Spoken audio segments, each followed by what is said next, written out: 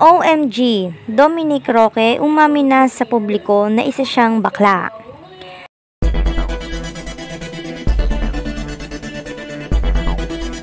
Marami na ang naaawa para kay Dominic Roque mula sa mga iba't ibang paratang sa kanya mula sa social media.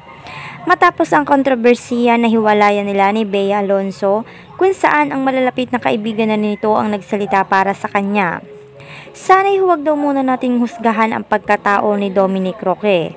Hayaan na muna raw sana natin na maghilom ang mga sugat sa breakup nila ni Bea Alonzo.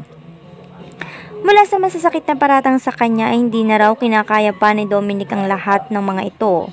Isa na nga raw dito ang sinasabing bakla siya at may karelasyon siyang isang mayaman na politiko na kung saan ay nagbibigay pa raw sa kanya ng isang mamahaling sasakyan at condo unit.